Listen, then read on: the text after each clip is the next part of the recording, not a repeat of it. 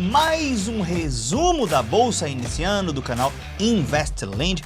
Aqui você vai ver tudo o que rolou essa semana nas áreas de economia e política, nacional e internacional. E claro, tudo o que rolou também no mercado financeiro e no mundo dos investimentos. Na política, como será que Bolsonaro está na prisão? Ele vai sair? Não vai? E o futuro das eleições de 2026 para a direita e, obviamente, para todo mundo. Operação de combate à sonegação de impostos tá rolando e parece que, além do Banco Master, essa operação vai desencadear muita coisa também. E talvez alguém do MBL esteja envolvido. Será que a casa caiu pros felinos? Vamos ver nesse vídeo. Além de, claro, Daniel, ouvi dizer que a bolsa está bombando e que as ações estão crescendo bastante. Chegou a hora de eu investir todo o meu dinheiro ou é melhor eu esperar a bolha da IA, que eu ouvi dizer que vai estourar, e comprar os ativos mais baratos? É claro que aqui eu não dou recomendação e nem dica de investimento, mas nós podemos falar de todos esses assuntos que eu acabei de dizer para os senhores. Então vem comigo e bem-vindo a mais um resumo da Bolsa.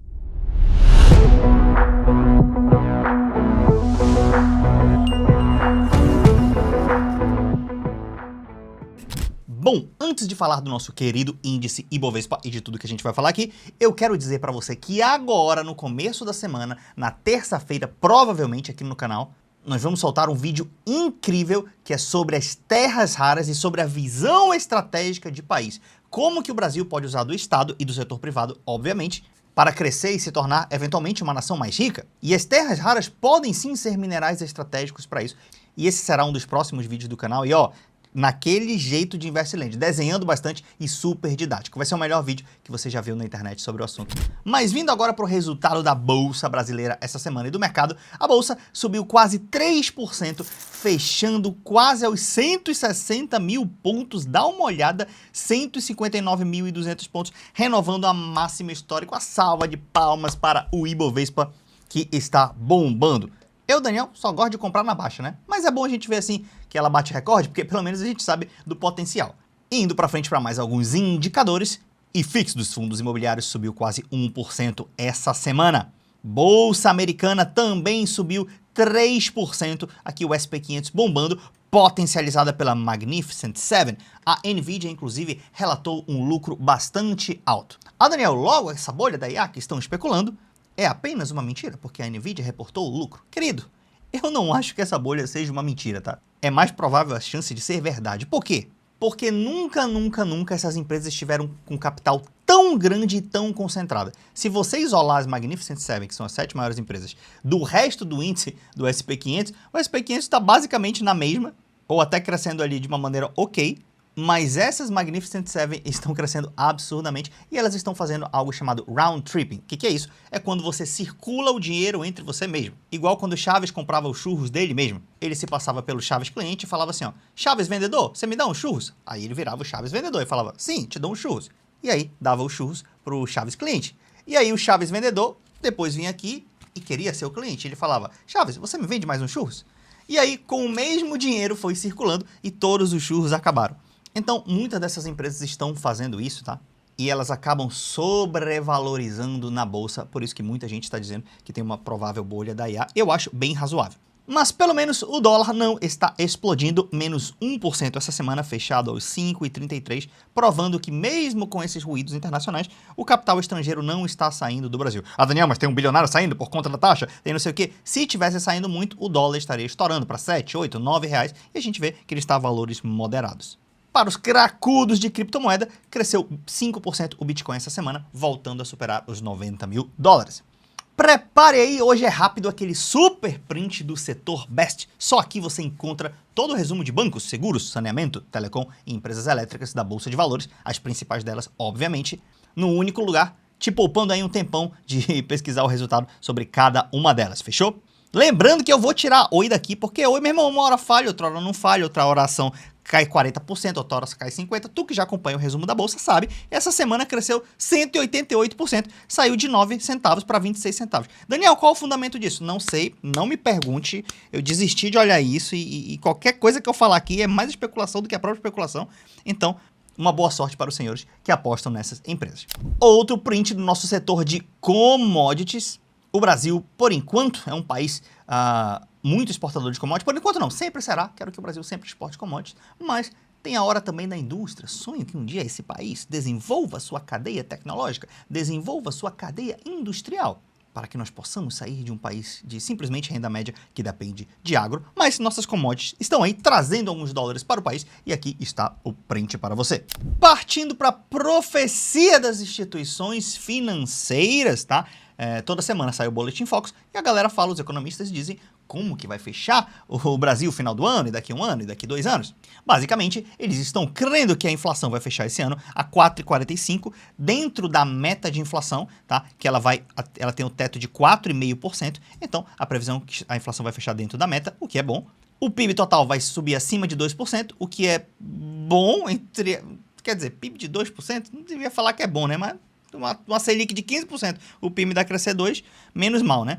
E o câmbio a 5,40%, e aqui está o grande problema, a Selic a 15%. Mas já ouvi umas histórias aqui no mercado financeiro, uns amigos que eu tenho, alguma coisa assim, um noticiário e tal, que provavelmente ano que vem, talvez início do ano, o Banco Central já possa começar a cortar a taxa de juros. Incrível! Tomara que isso aconteça. Taxa de juros menor é melhor para toda a economia. E você que fala que a galera do mercado gosta de taxa de juros altos, alguns gostam de taxa de juros altos. Alguns gestores aí de grandes capitais, que para eles é mais fácil botar na renda fixa, que ganha dinheiro mais fácil, beleza. Mas no geral, o mercado, as empresas e quem gosta de ações não gosta de taxa de juros altos, tá? Inclusive eu prefiro que as taxas de juros estejam baixas, que aí as ações valorizam, o setor privado valoriza. E o Brasil cresce como um geral, até a dívida pública diminui, é melhor para todo mundo, tá bom? Passando para o nosso noticiário político, essa notícia aqui que os liberais adoram, porque, puxado pelos Correios, rombo de estatais soma 6,35 bilhões e se aproxima do recorde histórico. Viu, Daniel? Estatal tem que privatizar. Eu sei como é a galera mais liberal, eu também era assim no passado. Números foram divulgados essa sexta-feira no Banco Central. Correio passa por grave crise fiscal esse ano e o governo avalia alternativas. Aqui nós temos a imagem dos Correios. É engraçado que às vezes ele fala das estatais, mas não fala da Petrobras, do Banco do Brasil, né, que dão lucro. Mas ele coloca só as estatais puras, eu imagino. E aqui, antes desse período, o Correio dava lucro, aí que ele começou a dar prejuízo, depois ele ficou no azul 17, 18, 19, aí em 19 ele já estava querendo voltar pro preju, aqui já no primeiro ano do Bolsonaro, mas aí veio a pandemia, imagino eu, tá? Eu não vi a parte das receitas do Correio, isso aqui é o lucro, tá? Mas imagino eu que na pandemia tá todo mundo em casa, o delivery estoura, né? O delivery não, as entregas, né? Tá todo mundo sem fazer nada, vai entrar lá no site, vai comprar tudo. Por isso que o Correio bombou de faturamento aqui em 2021, justamente nos anos da pandemia. Não me parece que foi só gestão isso aqui, tá? E aí depois o prejuízo em 2022 já foi de quase 800 milhões de reais no governo Bolsonaro, 2023 no governo Lula diminuiu um pouco e agora estourou de vez um prejuízo super alto nos Correios. Aí você fala, Daniel, é por isso que tem que privatizar. Fala para os Estados Unidos e para os outros países, porque a maioria dos países desenvolvidos do mundo tem uma empresa estatal de Correios. Por quê? E ela dá um déficit, tá? Se não me engano, a USPS dos Estados Unidos, que eu já usei bastante, inclusive, dá 9 bilhões de dólares anuais de déficit. Por que eles não fecham se o setor privado faz melhor? Porque, querido, nem todo estatal precisa dar lucro. Se alguém falar para você, se eu te falar o seguinte, ó, ei, você sabia que a operação do Pix não dá lucro? Você sabia? Aí eu vou fazer uma reportagem aqui, ó, operação do Pix dá prejuízo em 300 milhões de reais por ano. Aí você vai virar para mim e falar assim, ei, pô, Pix dá prejuízo? Logo, vamos tirar o Pix. Ou então vamos passar para o setor privado, que o setor privado vai cobrar alguma coisa, vai gerir melhor, aí vai dar lucro. Não, querido, o Pix não é para dar lucro. O lucro que ele dá é indireto, pelo benefício que ele traz para a economia, assim como o Correio. Qual o benefício que ele traz? Ele atende em todos os municípios do Brasil. Nenhuma empresa privada faz isso. Assim como lá nos Estados Unidos, a USPS também. Eu moro no Amazonas e o Correio entrega lá na tribo indígena se precisar, tá? Então a capilaridade dele é praticamente 100%, beleza? Só não entrega em lugar muito, muito remoto mesmo. E isso facilita, inclusive, negócios, facilita as pessoas a empreenderem. Então, por isso que eu sou a favor de ter, sim, uma empresa estatal de entregas. Claro, não sou a favor dela ser um monopólio, assim como não é mais. O Correio só tem um monopólio agora do que é ruim, né? Das cartas e tal. É por isso que ajuda a não ter lucro, né? Porque o filé, a iniciativa privada já pegou, que é a entrega de encomendas e tudo mais. Então, o mercado brasileiro está ok. Tem empresas privadas que entregam. O Mercado Livre faz parceria boa com o Correio e o Mercado Livre entrega de uma maneira muito eficiente. Então, o mercado está interessante. Não falei que está perfeito porque a gente é um país subdesenvolvido, tá? Então, assim, não tire conclusões do que eu não falei. Agora, Qual vai ser a minha crítica aqui? Apesar de sim, eu achar que o Correio tem que ser estatal, ou que cada país tem que ter pelo menos uma empresa estatal, nesse sentido, mas por que eu sou a favor de olhar sim esses gastos do Correio como lupa? Ah, Daniel, mas tu já tá dando de austeridade, de fiscalista, tu não é amigo aí dos trabalhistas, ou de não sei quem, não, gente, presta atenção. Eu tenho a minha mentalidade. Tem gente que acha que eu sou da esquerda, que eu sou da direita, que eu sou camarada, que eu sou não sei o quê, que eu sou trabalhista, aí depende da pauta. Porque imagina o seguinte, imagina se tem umas pessoas mal intencionadas ali próximas ao Correio, e eles ouvem que a maioria da população fala assim, ó, ah, empresa estatal não é para dar lucro não, pode dar déficit. E o cara que tá com mal intenção, ele vai falar assim, ó, meu irmão, então bora fazer um negocinho aqui para aumentar o déficit? Bora gerir de maneira pior? Bora ser menos eficiente? Porque assim, ó, se der um déficit, eles vão entrar naquele conceito lá de que, ah, pode dar déficit porque não tem problema e tal. E aí, querido, se a gente ficar nessa narrativa de que qualquer déficit é déficit, de que empresa estatal não precisa dar lucro e tal, que tá tudo certo, mas a gente tirar o olho de fiscalizar isso bem e de querer uma melhor eficiência, aí a gente entra num parafuso. E a gente entra num problema super grave. Então, Daniel, pra mim, o dinheiro público, ele é sagrado. As empresas públicas são sagradas. Você tem que se ingerir de uma maneira ótima. Então, se dá pra melhorar, se dá pra ter lucro, entre aspas, sem prejudicar o Brasil, beleza, vamos atrás disso no campo da gestão, tá? E tentar achar o máximo possível. E se a gente já tá fazendo uma gestão boa, tá tendo um valor social e um valor econômico bom, e eventualmente a empresa dá déficit, aí tudo bem, a gente entende, né? Pela lógica do Estado, né? A Embrapa não precisa dar lucro, mas o agro tem lucro com ela. O Pix não precisa dar lucro, mas as empresas têm lucro com o Pix. Mesma coisa os Correios. Mas aqui, olhando esses números, me parece sim que tem ineficiências aqui no Correio, tá? Mas eu precisaria fazer um estudo bem detalhado para isso. Então, tomara que investigue mesmo e dê uma olhada. Nisso aí o meu lado liberal vai falar um pouquinho maior, tá? Bom, agora falando de economia, desemprego cai para 5,4% em outubro, menor nível da série histórica, segundo o IBGE. Na verdade, o termo técnico para isso é desocupação, tá? É o menor nível desde 2012. Aqui a gente tem o gráfico da desocupação caindo, tá? Inclusive, a galera fala muito do método, desde o governo Bolsonaro até o governo Lula. Agora a gente tem um método mais ou menos parecido de medir a desocupação, tá? Antes era um pouco diferente, mas mesmo se você fizer os ajustes, tá? Você vai ver que mesmo com o método antigo ou o método atual, não muda tanto assim os valores. Então, a desocupação, ela está assim baixa. Então, é méritos aí do presidente Lula. Pode ser e pode não ser, não sabemos exatamente, tá? A economia brasileira é muito complexa, ela tem alguns dados ruins, como por exemplo a taxa de juros, é super alta, a taxa de juros inclusive deveria desaquecer a economia, mas parece que isso não aconteceu de alguma maneira. Do outro lado, né, o estado de bem-estar social, não vou falar que o Brasil tem isso, né, mas a gente tem gastos governamentais e apoio social interessante, né, que permitem que a economia não trave. Então aí ela fica nesse balanço que aparentemente é contraditório para algumas pessoas, tá? De toda maneira, a gente comemora, né? É melhor a desocupação estar menor do que maior. Falando dele agora, do mito de alguns dos senhores Bolsonaro, começou a cumprir pena de 27 anos na prisão. É na Papuda, Daniel? Não, é na sala da Superintendência da Polícia Federal. Inclusive, seu filho Jair Renan foi visitá-lo e falaram, você levou o livro para o seu pai? E aí ele disse que levei sim, levei lá um caça-palavras ou alguma coisa parecida com isso. Depois você pesquisa essa informação na internet que foi muito engraçado. E o Bolsonaro está lá na cadeia. Daniel, como está o estado de saúde dele? Pô, ele vai meter um fake pra sair de lá e tal. Gente, para ser sincero, eu acho que o Bolsonaro tem um estado de saúde debilitado sim, tá? Tem gente aqui que acredita que a facada não foi de verdade. Eu acredito, sim. Pra mim foi uma facada de verdade. Pra mim, ele tem esses problemas gástricos, soluço e tal. Não veria motivo pra que mentir. Quer dizer, poderia mentir, mas assim, não veria motivos de ser tudo mentira, entende?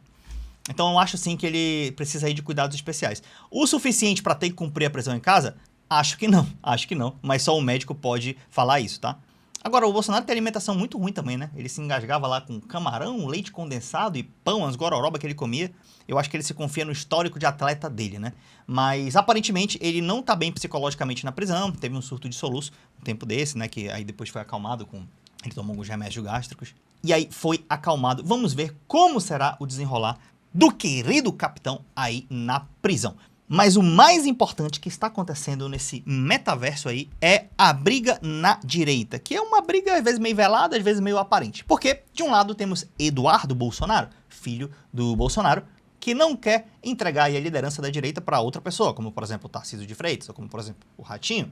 O Eduardo Bolsonaro prefere que fique com alguém da família Bolsonaro, que tenha o sobrenome Bolsonaro, e que de preferência seja ele, né? Se for o Eduardo Bolsonaro, para ele melhor, se não, pode ser o Flávio ou alguém. Ele não falou isso, mas eu imagino, pelo que a gente acompanha nas entrevistas dele, eu acompanho várias coisas que ele fala, eu imagino que ele pensa que, beleza, se o Tarcísio é eleito, por exemplo, ele dá lá uma anistia pro Bolsonaro, faz alguma coisa pra aliviar, né? Mas assim, depois Bolsonaro vai ser página passada e o Tarcísio vai construir a própria carreira dele e vai esquecer dos Bolsonaro. Inclusive, me parece um raciocínio bem válido do Eduardo Bolsonaro de ter esse medo, tá? Eu acho que faz sentido ele ter esse medo. Eu discordo de um monte de coisa que ele fala, mas nesse cenário parece mesmo que a direita está preparando para um futuro já sem Bolsonaro. E o Eduardo está pé da vida com isso. Falando em Bolsonaro ainda, o salário de aposentadoria da Câmara vai ser mantido, mesmo ele preso. Olha só que maravilha! É o Brasil. Vai continuar ganhando aí 41 mil reais de aposentadoria. Meu irmão, o Bolsonaro tinha muita aposentadoria, muita aposentadoria. Quando eu lembro de aposentadoria, eu lembro, sabe de quem? Do Ciro Gomes falando. Eu era governador, eu era deputado, eu era prefeito, tinha direito a 1 milhão de aposentadoria. Recusei todas, porque eu considero isso aí um escárnio. Isso aí é roubo e tal. Bolsonaro, ao contrário, recebia todas as aposentadorias. Não tô nem falando que é ilegal, tá? Legal, obviamente é, mas assim, o Estado brasileiro, às vezes, tem uma jagaria pra político que é terrível, tá? Não há previsão legal para a cassação de aposentadoria em caso de condenação criminal. O Estado brasileiro continua pagando. Mas quem não vai pagar a aposentadoria dele é o PL. Não, aposentadoria não, o salário, né? Além da aposentadoria, ele tinha mais uma outra de 11 mil reais como do Exército, né? E mais 46 mil reais pago pelo PL, porque ele era o presidente de honra do PL. E aí o PL cortou esse valor aí. Mas tá bom ainda, o Bolsonaro vai estar ganhando o quê? Quase 60 mil ainda? 50, 60 mil? Dá pra sobreviver aí, né? Lá na prisão a gente não sabe se a comida é boa ou não, mas ele perdeu esses 46 mil. Ah, Daniel, ele se lascou! Gente, isso aqui é o de menos, tá? Se eles quiserem, eles dão isso aí pra Michelle, dão isso aí pro Eduardo. Quer dizer, o Eduardo tá com a relação meio assim, mas eles dão um jeito de passar isso aí pra ajudar o capitão lá, se eles quiserem. Então, às vezes, eu vejo a galera comemorar cada coisa assim, mas isso aqui é o de menos. Ainda falando da galera que foi presa aí pelo 8 de janeiro, pela tentativa de golpe e tudo mais, a PGR citou que o general Heleno, que foi preso, né, tá querendo prisão domiciliar, ele citou aí que tinha Alzheimer. E segundo o Gonê, o quadro clínico de Heleno foi atestado por prontuários médicos. Os advogados de Heleno argumentam que o general tem acompanhamento psiquiátrico desde 2018. Epa, peraí, o general Heleno não tava no governo Bolsonaro? Tava. E foi 2019, 20, 21, 22. E quando teve a eleição lá que o Lula ganhou, o general Heleno não ficou montando aquelas coisas, no mínimo, curiosas depois da eleição? Mas ele já tinha Alzheimer e tratamento psiquiátrico desde antes disso, desde 2018. Então ele passou o governo Bolsonaro inteirinho assim, e ninguém falou nada. Meu irmão do céu. Mas agora, quando foi preso, aí virou um problema, né? Porque o Heleno foi condenado a 21 anos de prisão, de repente as doenças aparecem, por envolvimento em tentativa de golpe após as eleições de 2022. Agora me diga você, o que você acha? Quanto tempo Bolsonaro passará na prisão, general Heleno e os grandes caciques? Muita gente diz que poucos dias, outros poucas semanas, outros poucos anos, talvez meses. Eu, Daniel, confesso que não sei. Mas se você for puxar o histórico, né, tanto do Lula, o Lula foi preso 580 dias, né, foi mais de um ano, quase 2 anos. Alguns outros políticos foram alguns meses e tal, então, pelo histórico, não me parece que o Bolsonaro vai ficar em regime fechado por anos e anos, né, 5, 6, 7 anos. Me parece que, em média, daqui a alguns meses ou poucos anos, pode acontecer alguma coisa e essa situação melhorar um pouco para ele, pelo menos para uma domiciliar. Vindo agora para o Congresso Nacional, que tá brigadinho com o Lula e tal, pô, o Alcolumbre e o Mota, né, lá da Câmara e do Senado, presidente da Câmara e presidente do Senado, queriam que o Lula indicasse o Rodrigo Pacheco para ser ministro do STF. E o Lula falou, não, eu vou indicar o Befief. O Befief, aquele mesmo dos áudios da Dilma, que a Dilma falava, olha, Lula, vou enviar o Bessias aí para assinar o papel aí para você, tá? Para você virar ministro. E o Lula falou, tá bom, querida, tchau, querida. E aí, o Bessias tem que ser ministro do Supremo Tribunal Federal, segundo o Lula, e o Alcolumbre e o Mota não gostaram muito, além de outras intrigas que eles já estavam aí, e parece que o governo está um pouco distante da Câmara e do Senado, pelo menos dos presidentes.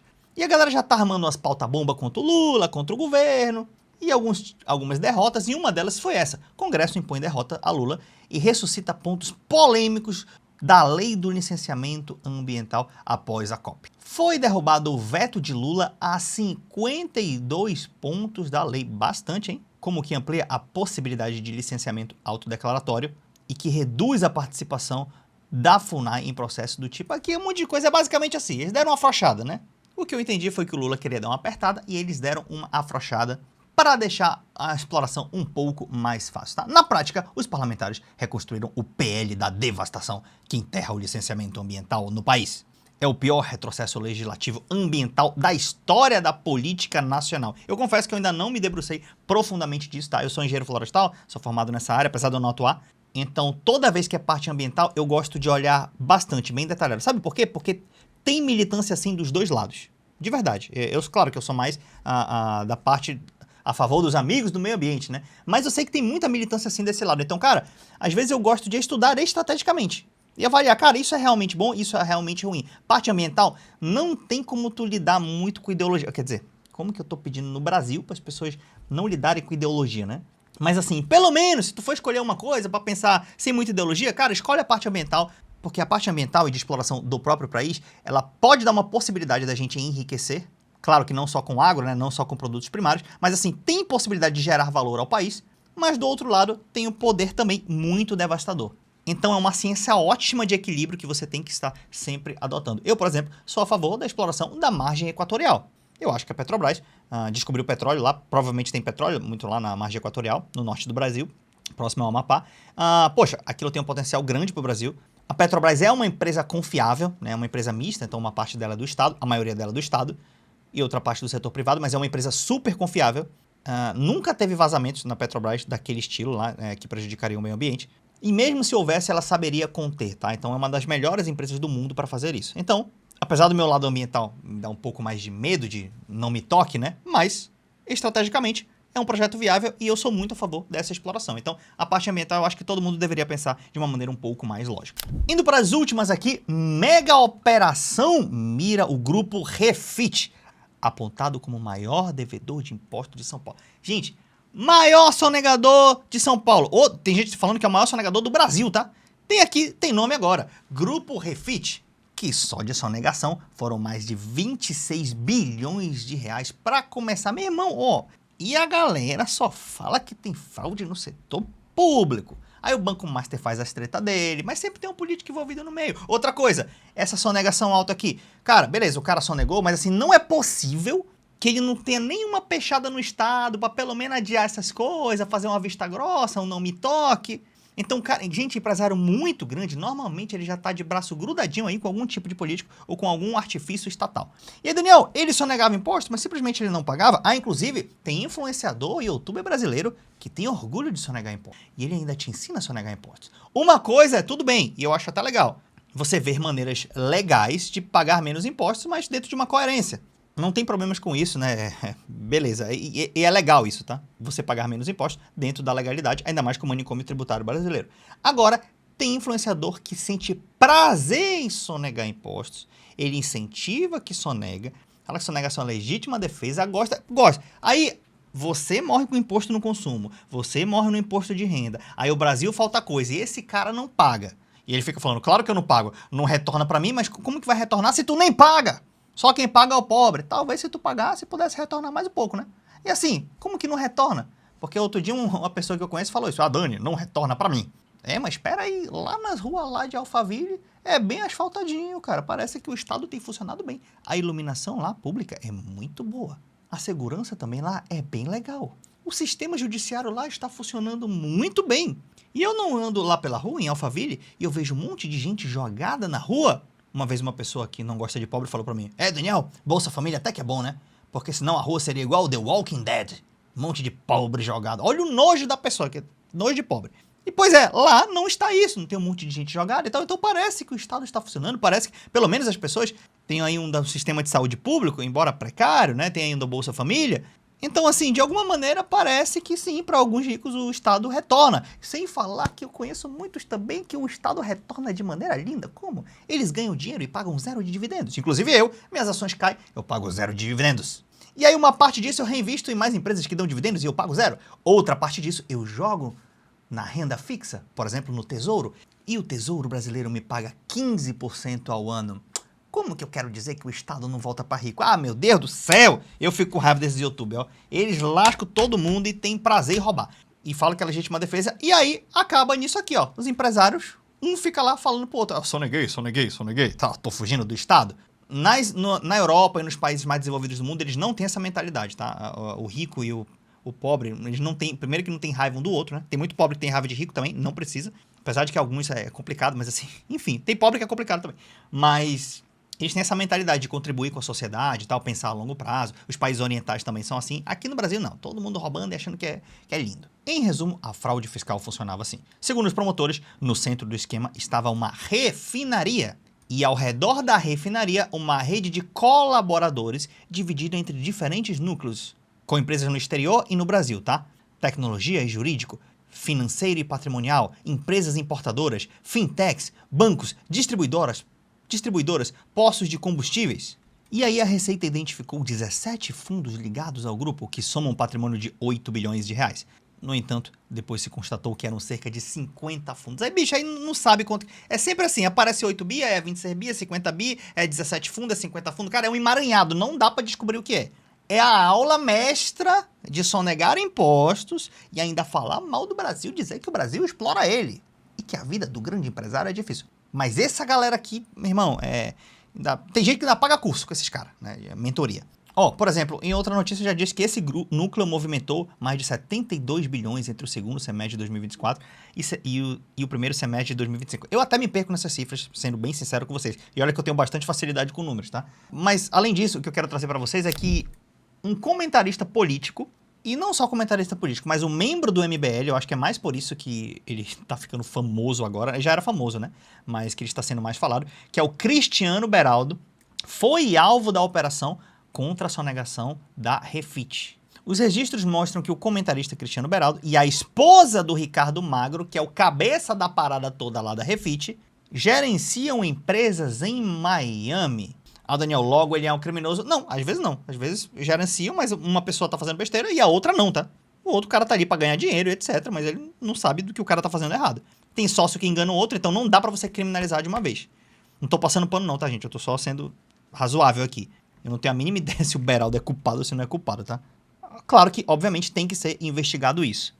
Eu já vi pouco posicionamento do MBL a respeito, talvez eu vá dar uma olhada em alguns vídeos ali depois. Mas o MBL recentemente tinha tirado uma pessoa do MBL da Bahia, se eu não me engano, do Nordeste, porque tinha a suspeita de que talvez a pessoa estivesse envolvida em um suposto esquema de corrupção. O MBL foi lá e tirou.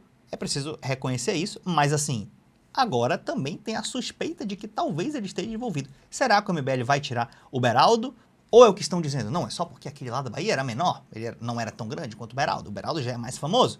Bom, não sei a reação, não sei quem é inocente e quem não é, e também não vou tirar conclusões precipitadas. Além de Magro e seus parentes sócios, empresas e fundos de investimentos, foi alvo o Cristiano Beraldo. E segundo o MPSP, ele é responsável por manter empresas offshore nos Estados Unidos. Gente, empresa offshore não é crime, é só uma empresa fora do país, que esse nome offshore normalmente está ligado com crime, né?